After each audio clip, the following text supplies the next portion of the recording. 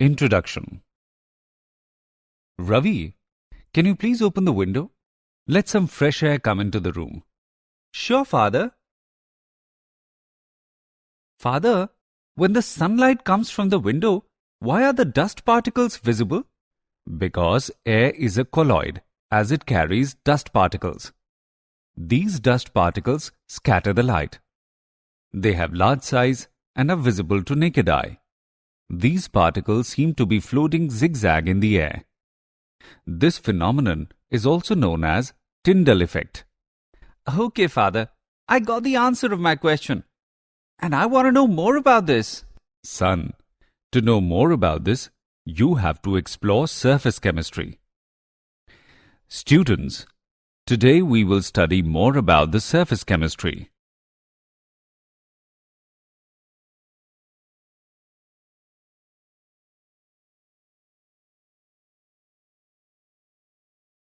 Objectives.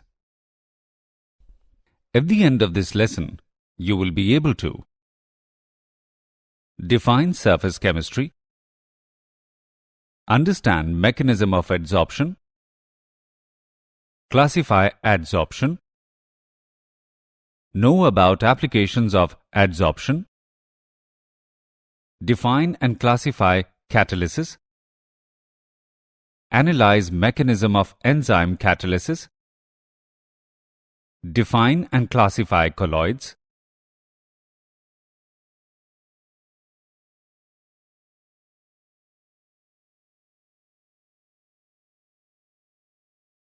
know the methods for preparation of colloids, explain properties of colloidal solution, define Tyndall effect and electrophoresis, define emulsions, know about applications of colloids.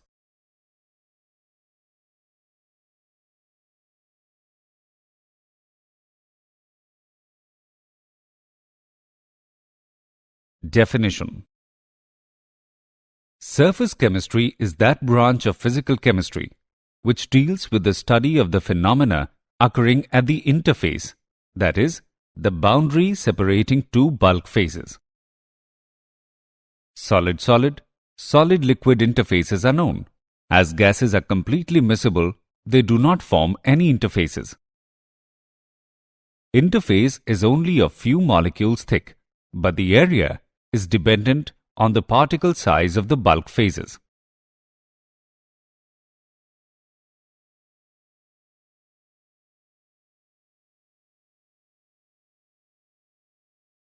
Adsorption.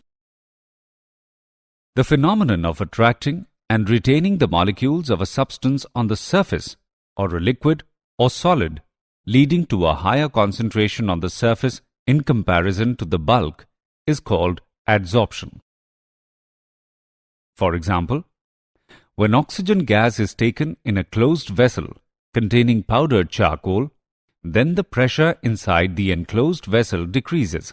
This is due to adsorption of the gas molecules on the surface of charcoal. The substance accumulating at the surface of the solid during adsorption is called adsorbate.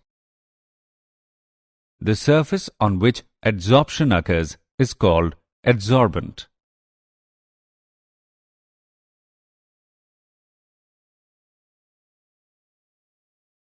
Adsorption and absorption. The phenomenon in which a substance is uniformly distributed throughout the bulk is known as absorption.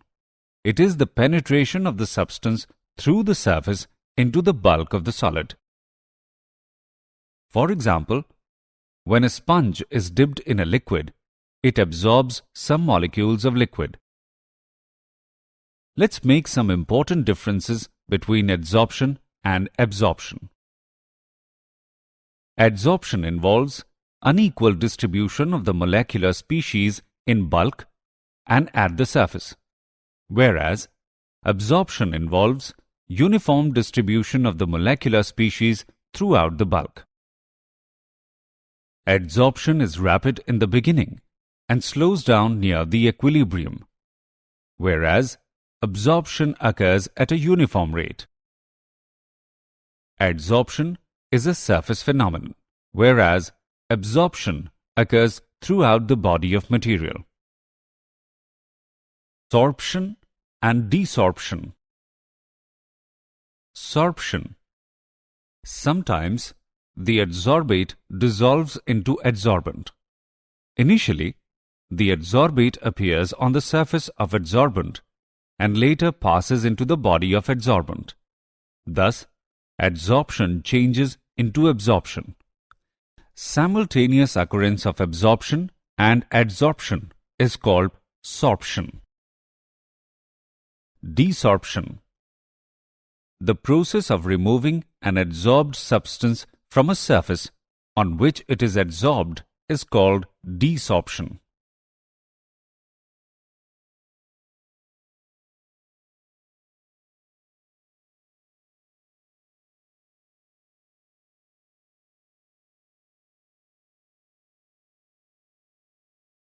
Mechanism of adsorption.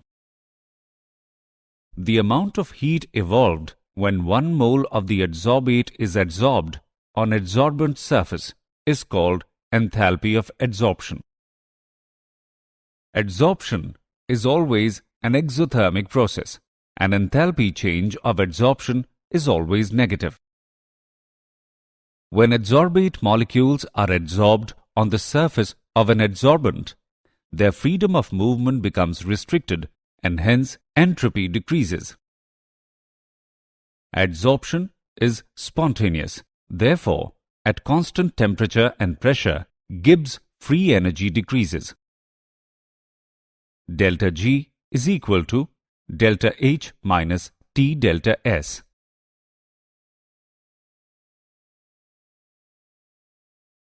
Types of adsorption.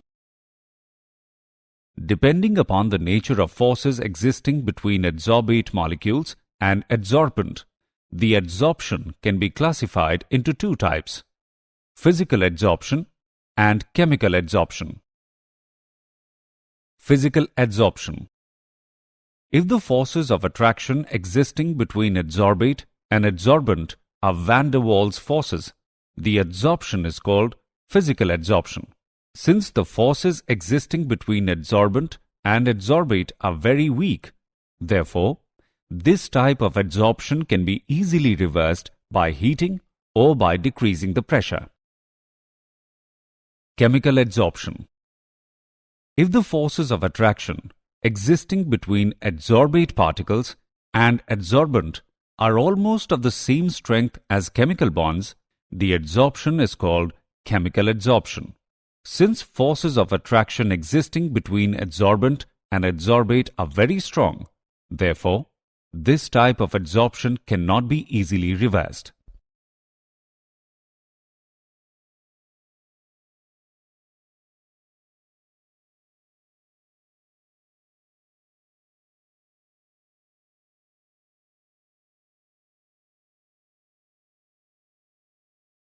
Comparison between physisorption and chemisorption. The important difference between physisorption and chemisorption are: low enthalpy of physisorption, usually of the order of -25 kJ per mole, whereas high enthalpy of chemisorption, usually of the order of -200 kJ per mole.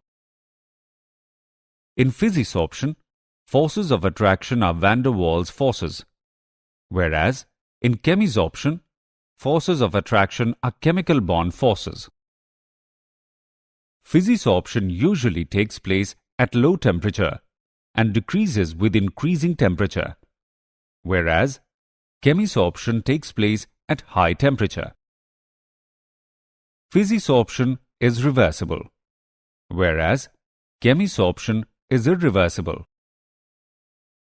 Physisorption is related to the ease of liquefaction of the gas, whereas in chemisorption, the extent of adsorption is generally not related to liquefaction of the gas.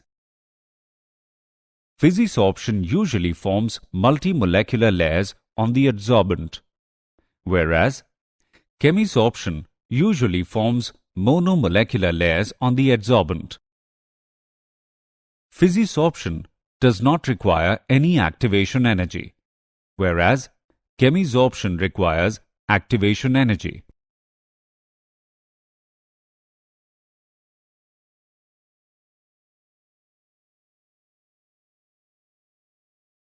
Adsorption isotherm.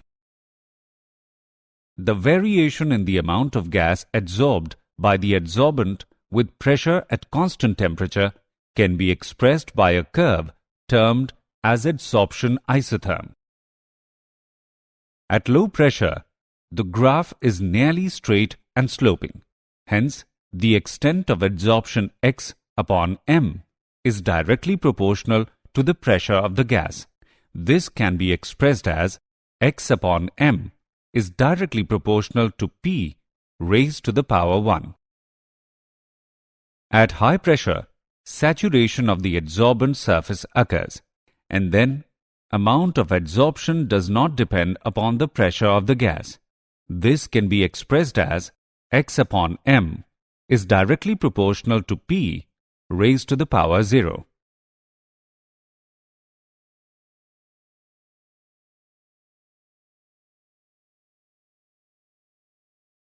Freundlich isotherm. In the intermediate range of pressure, x upon m will depend upon P raised to the powers between unity and 0. This can be expressed as x upon m is directly proportional to P raised to the power 1 to 0, or x upon m is directly proportional to P raised to the power 1 upon n, where value of n is less than 1, or it can be written as x upon m is equal to k multiplied by P raised to the power 1 upon n. K and n are constant, whose value depends upon the nature of gas and the adsorbent solid at a particular temperature. Taking logarithm on both sides, we get log x upon m is equal to log k plus 1 upon n log P. The graph between log x upon m and log P is a straight line. The slope of the line is equal to 1 upon n, and the intercept on log x upon m axis will correspond to log k.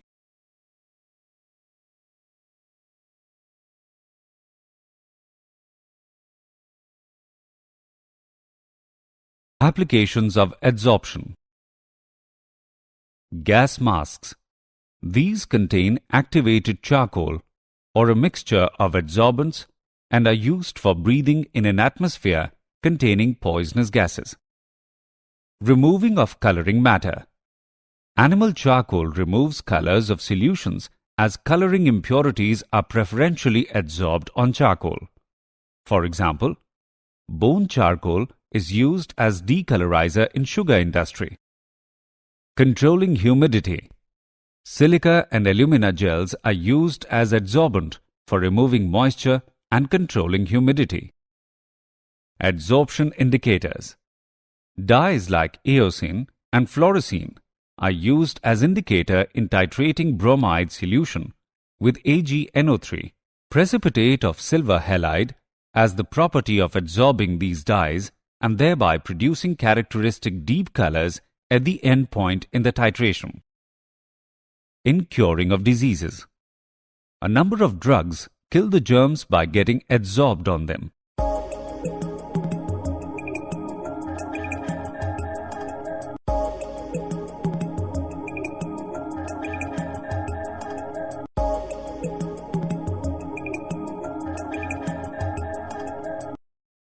Removal of hardness of water. Ion exchange resins are used for removal of hardness of water. Some other applications of adsorption. Heterogeneous catalysis. There are many gaseous reactions of industrial importance involving solid catalyst. Adsorption of reactants on solid surfaces increases rate of reaction. For example, manufacture of ammonia, sulfuric acid, and hydrogenation of oils. Chromatographic separation. Components of mixtures especially of organic compounds, can be separated and identified by chromatographic analysis, which is based upon adsorption phenomenon. For example, thin layer chromatography, paper chromatography, and gas-liquid chromatography. Froth flotation method. Pulverized ore is suspended in water containing some pine oil and a frothing agent. When air is blown into it, the ore particles are adsorbed on the air-oil interface and come to the surface in the form of froth. For example, sulfide ores are concentrated by this method. Separation of inert gases. Due to difference in the degree of adsorption of gases by charcoal at different temperatures, a mixture of inert gases can be separated by adsorption on coconut charcoal.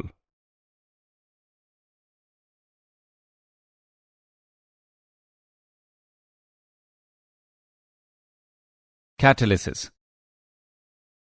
A catalyst is a substance which influences the speed of a chemical reaction without itself undergoing any chemical change at the end of the reaction. This phenomenon is known as catalysis. For example, when potassium chlorate is heated in the temperature range of 653 to 873 Kelvin, it slowly decomposes to give dioxygen.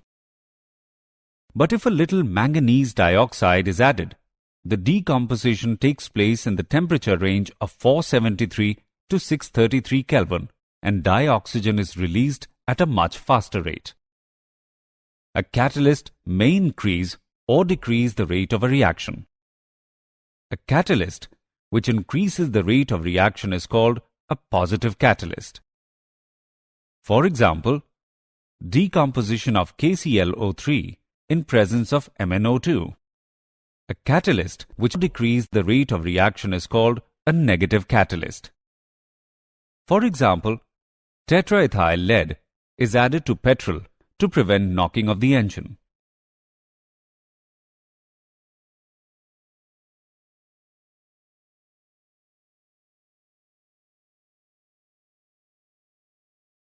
Types of catalysis.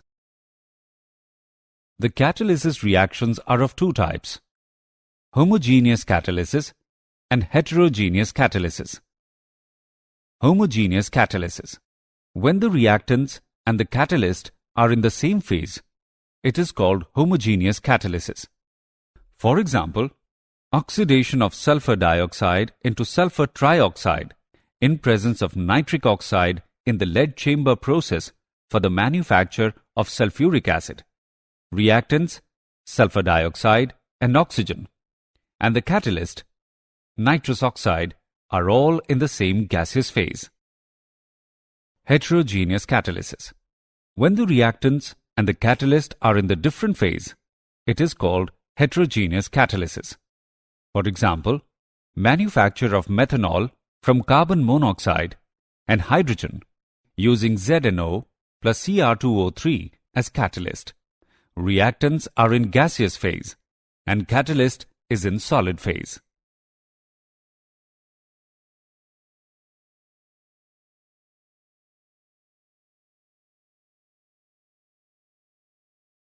Adsorption theory of heterogeneous catalysis. In heterogeneous catalysis, the catalytic activity is localized on the surface of the solid catalyst. Heterogeneous catalysis occurs through the following steps: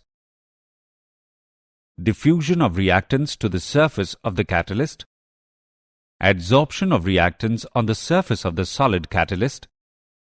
The adsorbed reactant molecules undergo a chemical reaction to form an intermediate called activated complex. The activated complex then breaks to form the products. The products then dissociate from the catalyst surface, known as desorption. Diffusion of product molecules away from catalyst surface.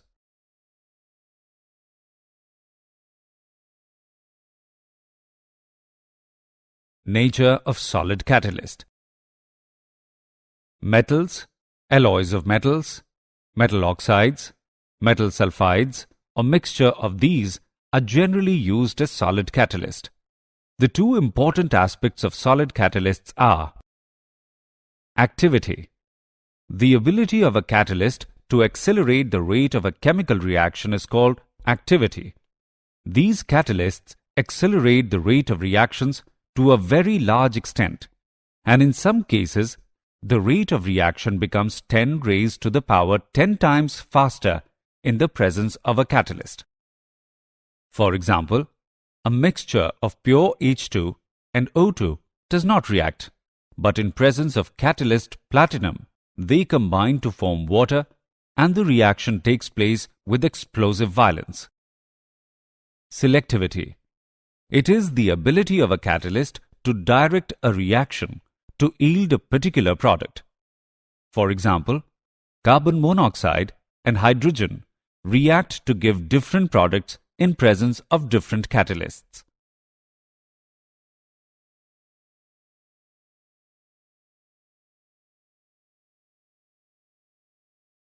Shape-selective catalysis by zeolites. The catalytic reaction that depends upon the pore structure of the catalyst and the size of the reactant and product molecules is called shape-selective catalysis.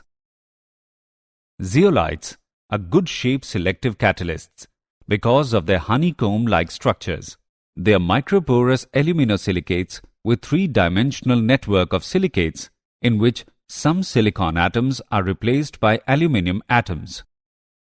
The reactions taking place in zeolites depend upon the size and shape of reactant and product molecules as well as upon the pores and cavities of the zeolites. Zeolites are used as catalysts in petrochemical industries for cracking of hydrocarbons and isomerization.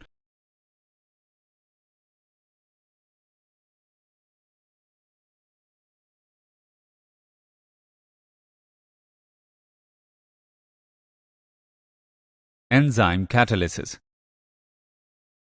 Enzymes are complex nitrogenous organic compounds which are produced in living cells of plants and animals. They are also known as biochemical catalysts because of their importance in biochemical processes. Almost all enzymes are complex protein molecules with high molecular mass. Enzymes are produced by living cells. A typical cell, on an average, contains about 3,000 different kinds of enzymes, each enzyme catalyzing a particular reaction. For example, conversion of milk into curd by lactobacilli enzyme present in curd.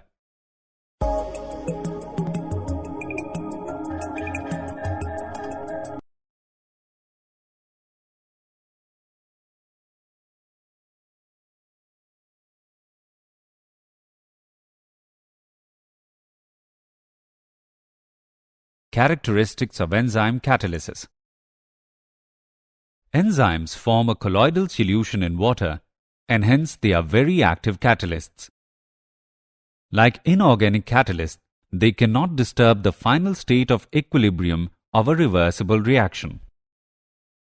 They are highly specific in nature. One catalyst cannot catalyze more than one reaction. They are highly specific to temperature. The optimum temperature of their activity is 35 degrees Celsius to 40 degrees Celsius. They are deactivated at 70 degrees Celsius. A small quantity of enzyme catalyst is sufficient for a large change.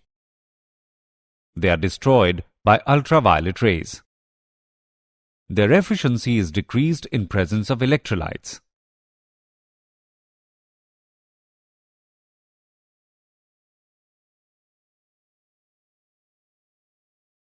Mechanism of enzyme catalysis. The enzymes are highly specific in their action. The specificity of an enzyme is due to presence of some specific sites called active sites. These active sites are associated with the presence of some functional groups which undergo some weak interactions with the substrate molecule. The shape of active site on a given enzyme is such that only a specific substrate can bind with it.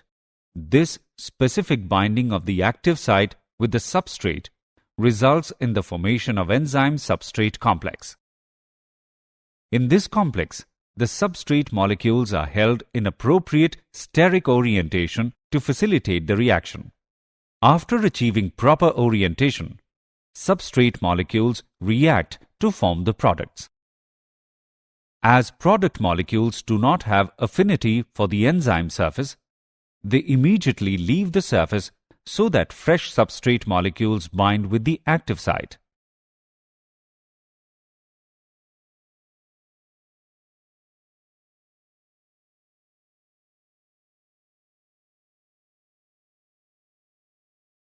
Colloids. A colloid is a heterogeneous system in which one substance is dispersed as very fine particle having diameters in the range of 1 to 100 nanometer in a continuous medium of another substance. For example, milk, shaving lather, jelly, and paint. A colloidal solution is heterogeneous in nature and always consists of at least two phases, the disperse phase and the dispersion medium. Disperse phase. It is the component present in small proportion and consists of particles of colloidal dimensions. Dispersion medium. The medium in which colloidal particles are dispersed is called dispersion medium.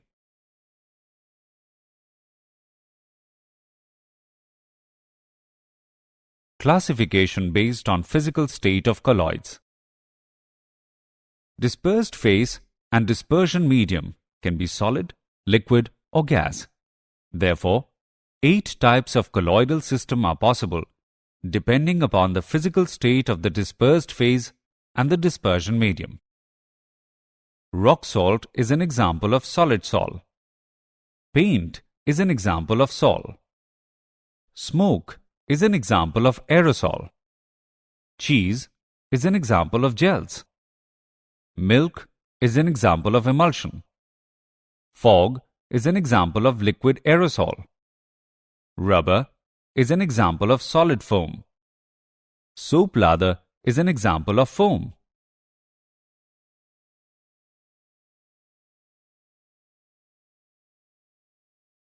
Classification based on physical state of colloids.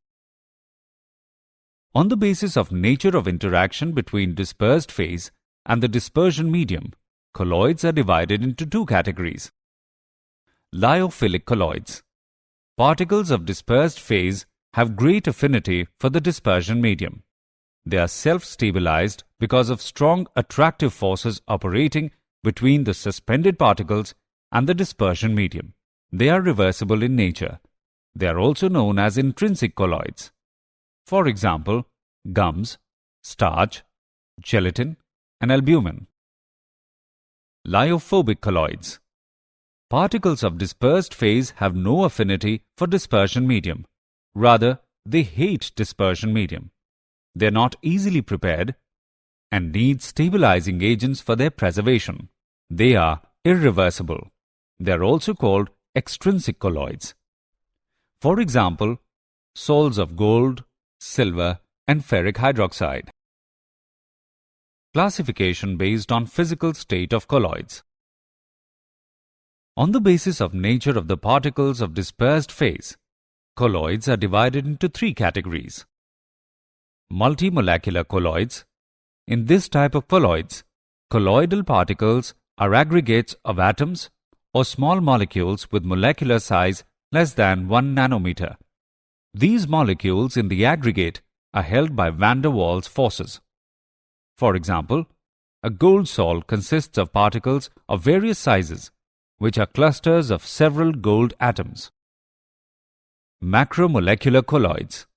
In this type of colloids, colloidal particles are themselves large molecules having colloidal dimensions.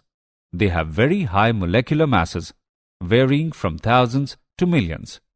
For example, proteins, cellulose, nylon, and plastic. Associated colloids. This type of colloids behave as normal, strong electrolytes at low concentration, but at higher concentration, they behave as colloidal solutions due to the formation of aggregated particles known as micelles. For example, soaps and detergents.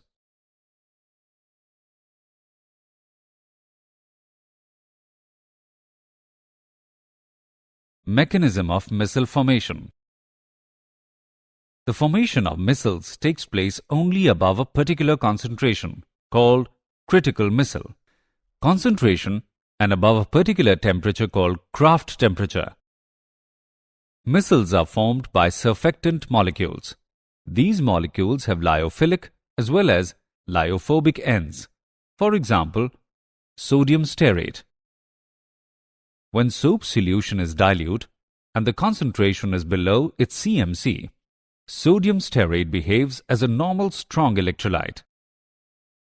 When the concentration exceeds CMC, the non-polar tails of the anion clump into the center of a ball-like structure called a micelle because these are hydrophobic. The polar head of the molecule presents itself for interaction with the water molecules on the outside of the micelle. This type of micelle is known as normal phase micelle. Inverse micelles have the head group at the center with the tails extending out. These are formed in non-polar media. Preparation of colloids by chemical methods. Colloidal solutions can be prepared by chemical reactions involving double decomposition, oxidation, reduction, and hydrolysis. Double decomposition. A colloidal sol of arsenious sulfide is obtained by passing hydrogen sulfide into a solution of arsenious oxide in distilled water. Oxidation. A colloidal solution of sulfur can be obtained by passing hydrogen sulfide into a solution of sulfur dioxide in water or through a solution of an oxidizing agent. Reduction. A colloidal solution of a metal can be prepared by reducing its salt solution with a suitable reducing agent. Hydrolysis. This method is used to prepare hydroxides and oxides of weakly electropositive metals. A red sol of ferric hydroxide is obtained by the hydrolysis of ferric chloride with boiling water.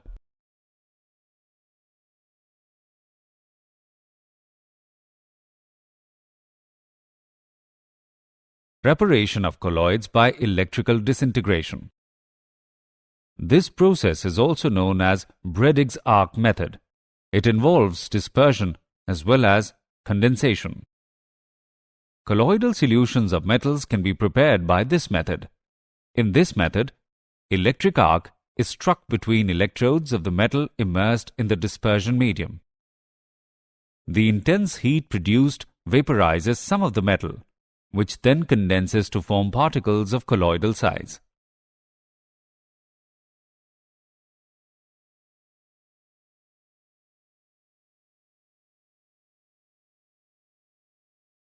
Preparation of colloids by peptization. Peptization is the process of converting a precipitate into colloidal form by shaking it with dispersion medium in the presence of small amount of electrolyte. The electrolyte used for this purpose is called peptizing agent. During peptization, the precipitate adsorbs one of the ions of the electrolyte on its surface. The adsorbed ion is generally common with those of the precipitate. This causes the development of positive or negative charge on precipitates, which ultimately break up into smaller particles having the dimensions of colloids.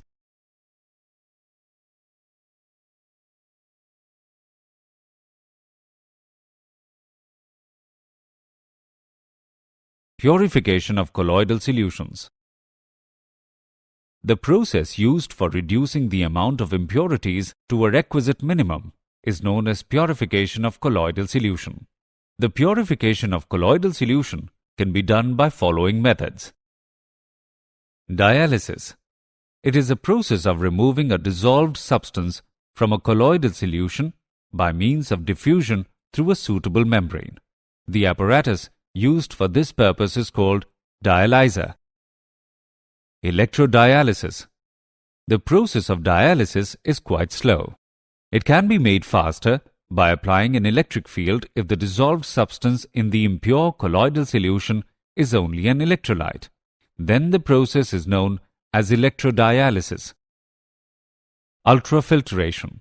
In this method, colloidal solutions are purified by carrying out filtration through special type of graded filters called ultrafilters. These filter papers allow the electrolytes to pass through them but do not allow colloidal particles.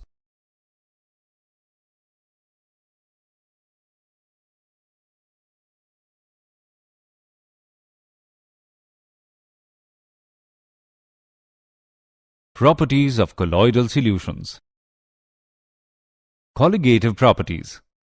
Due to high average molecular masses of colloidal particles, they give very low mole fractions in colloidal solutions.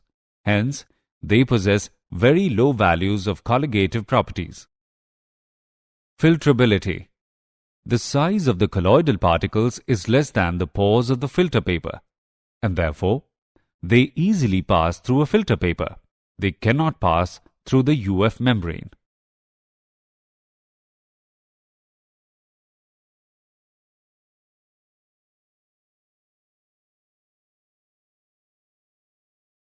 Tyndall effect. When a strong beam of light is passed through a true solution, it cannot be seen unless the eye is placed in the path. However, when the same beam of light is passed through a sol, the path of light becomes visible with a bluish light. This phenomenon is called Tyndall effect. This phenomenon is due to scattering of light from the surface of colloidal particles.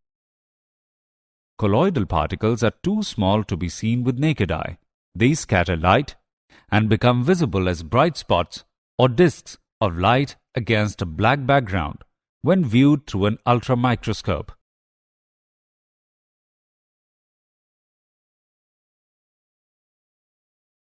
Brownian movement.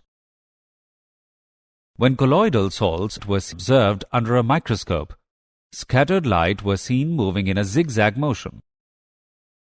As the light is scattered by colloidal particles, these particles execute ceaseless, erratic random motion called Brownian movement. It is due to the bombardment of colloidal particles by the molecules of the dispersion medium. Due to Brownian movement, the colloidal particles do not settle down under the force of gravity, and therefore, it is an important factor for the stability of the sol. Electrophoresis. The particles of the colloidal solution are electrically charged. The existence of the electric charge is shown by the phenomenon of electrophoresis. It involves the movement of colloidal particles either towards the cathode or anode under the influence of electrical field. The colloidal solution is placed in a U-tube fitted with platinum electrodes. On passing an electric current, the charged colloidal particles move towards the oppositely charged electrode.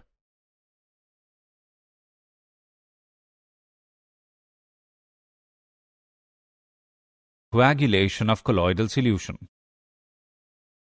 The precipitation of a colloid through induced aggregation by the addition of some suitable electrolyte is called coagulation. The coagulation of a colloidal solution by an electrolyte does not take place until the added electrolyte has certain minimum concentration in the solution. The minimum concentration of the electrolyte in millimoles that must be added to 1 liter of the sol so as to bring about complete coagulation is called the coagulation value of the electrolyte for the sol. Different electrolytes have different coagulation values. Smaller the coagulation value of the electrolyte, larger is its coagulating power. Emulsions. An emulsion is a colloidal dispersion in which both dispersed phase and the dispersion medium are liquid. In an emulsion, fine droplets of one liquid are dispersed in a continuous medium of another liquid. Emulsions are of two types: oil in water and water in oil. Oil in water. In these emulsions, some droplets of oil are dispersed in water. For example, milk is oil in water type of emulsion, in which liquid fat is the dispersed phase and water is the dispersion medium. Water in oil. In these emulsions, water is the dispersed phase and oil is the dispersion medium. Stiff greases are emulsions of water in oil type, in which water is dispersed in lubricating oil.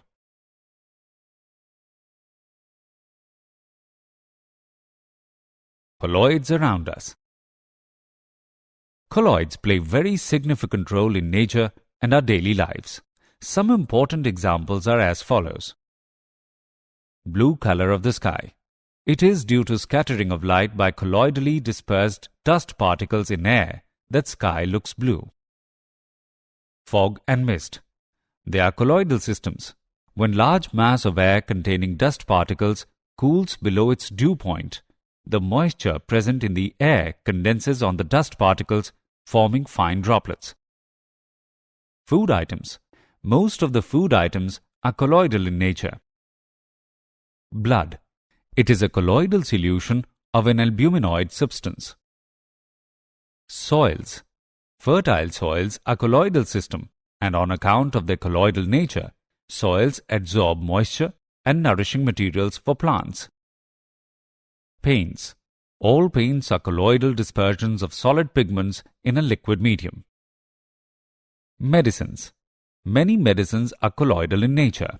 The medicines in colloidal form are easily absorbed by body tissues and are more effective. Digestion of fats. The digestion of fats is aided by emulsification.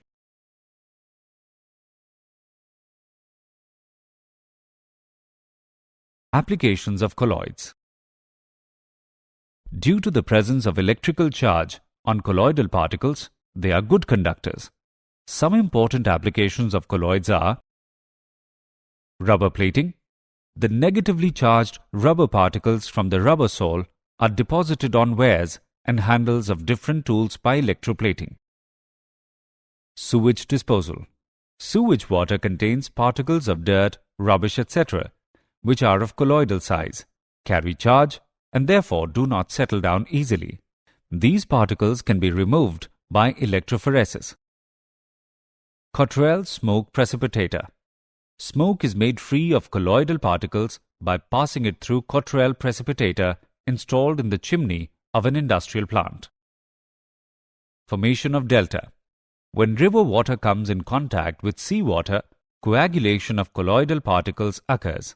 These coagulated clay particles settle down at the point of contact and gradually river bed starts rising. Artificial rain.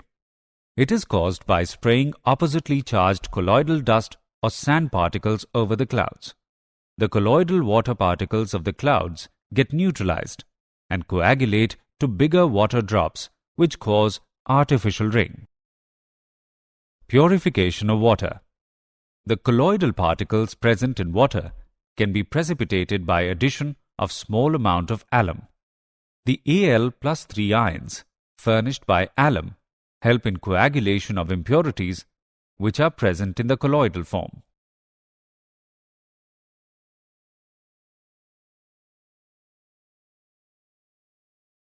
Did you know? Bone black and charcoal are used in industry to remove colors from solutions since they absorb many coloring materials.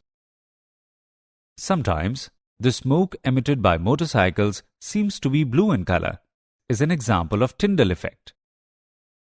The enzyme ptyalin, found in human saliva, accelerates the reaction so that starches can be digested. The clotting of blood is an example of coagulation.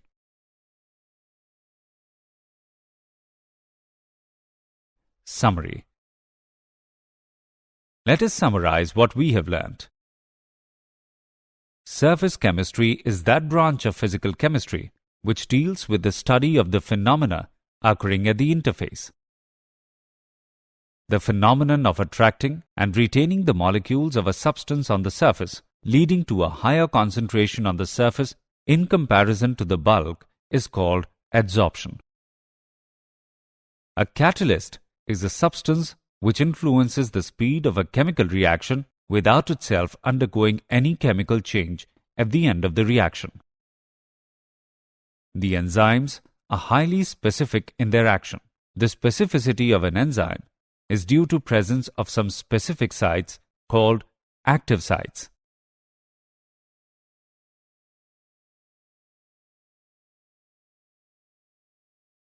A colloid is a heterogeneous system in which one substance is dispersed as very fine particles in a continuous medium of another substance. Peptidization is the process of converting a precipitate into colloidal form by shaking it with dispersion medium in the presence of small amount of electrolyte. The precipitation of a colloid through induced aggregation by the addition of some suitable electrolyte is called coagulation. An emulsion is a colloidal dispersion in which both dispersed phase and the dispersion medium are liquid.